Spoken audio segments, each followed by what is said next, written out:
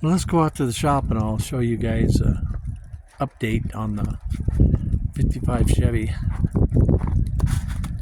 I was out here earlier and got a fire going. I've been working out here this morning, putting a dent on my wood pile.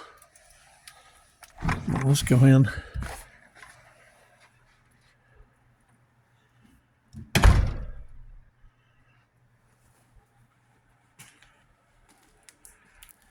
There's my fire. Anyway, I got the car spun up. I did make a short 2-minute video a couple days ago and posted the last pieces that I was fixing to finish up my sheet metal work. And takes care of all my sheet metal work. I'm done. I've got all the rust and cancer out of the car. So that piece I fixed.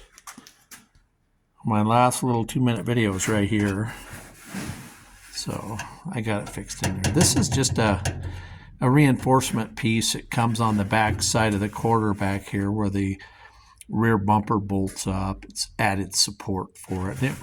So it's double layered. You got the quarter panel here.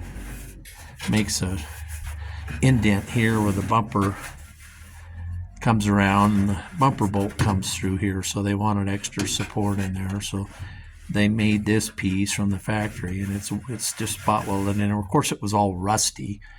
So I fixed it. And then I had a spot over here I fixed too. See if I can show it to you. Let me get down here. Let's see, where am I at?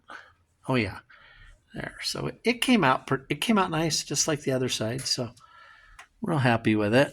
It'll bondo up and paint up real nice. So I don't think I ever showed you this outer wheelhouse here that I fixed. I had some bad spots in here in this wheel well that rusted out. I showed on my previous videos that I still had to get to it, but I got all this welded in here now and it came out really nice. Clear to the mud flap here, but there's a rubber piece here. I didn't put glue this on yet. I get seam sealer right there, but I did seam seal this. And this gets a rubber piece that comes down. It fastens to the outer wheelhouse, and then it comes down and keeps mud and dirt from getting in behind the car. So it's a heavy piece of rubber piece, and it's got to fit down tight. It cups over the outer wheelhouse piece, and then it comes down and sets tight against the quarter panel. You got to have that in there to keep water and mud and rocks and stuff from kicking up in there. I've seen guys do these outer wheelhouses and not even put that piece in there. See, they got you. If you don't put that in there, you got like a 1/4 inch gap between the edge of the outer wheelhouse and the outer rear quarter. And I guess that works if you just got a show car and you're never going to be driving it on the road. And it's just going to be in a building somewhere using it for show. But let me back up here a little bit. Let me go down this way so I can back up and show you the whole bottom. So what I've done is I started in the back here, and I come down this way, and I've cleaned all the old primer and all the old undercoating and primer off. And what I'm using is a cup sander, and I've already wore 2 of them out. Here's what I'm using right here. Boy, this thing works great. Those work really well.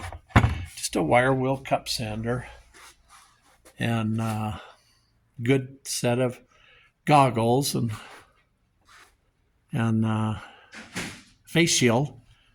So I got it right down to bare metal, So My previous videos, I've showed I replaced the inner rocker all the way down through here. Outer rocker right here is done. I had to fix this part of the front quarter. I put a new piece in there. It's on my other videos, you can see. But everything's all welded up. Both sides are done. It's been a long haul, but this car is not going to have any rust in it whatsoever when I'm done. And I am done with the sheet metal work. And now it's just moving on to the next phase, which is the first thing I'm going to do, like I said earlier, is I'm going to get the bottom of the car cleaned up. And then I'm going to mask it off and put epoxy primer on everything down here. The whole bottom gets epoxy primer, including both wheel wells. And get a good coat of that on there. Then I'm going to seam seal everything. All these little brackets, all these little frame brackets that I put on that I had to replace, all these, I'll seam seal everything with seam sealer. And then another coat of epoxy primer over that. And then I'm putting bed liner, rhino liner on the bottom. And then I'm done with the bottom. And I can finally, at that point, start thinking about getting the car off the rotisserie and putting it back here on the frame. And I got to clean the frame up, which, won't take me that long. I got a little sandblaster that I picked up.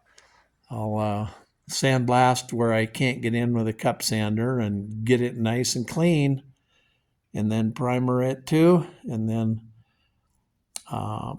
put the new gas tank back here that'll support a LS motor, run new brake lines, and run a new fuel line, and then get my motor mounts and put the body back on the frame and go from there. So I'll try to make videos. I'm not very good at doing them myself. My daughter comes up and she can hold the phone and follow me around, but I'll see if I can figure out how to get this posted. But again, that's what I started with. And that's what I'm after right there. Right there. Right there. So anyway, stay tuned, and we'll try to do what we can to post a few more videos.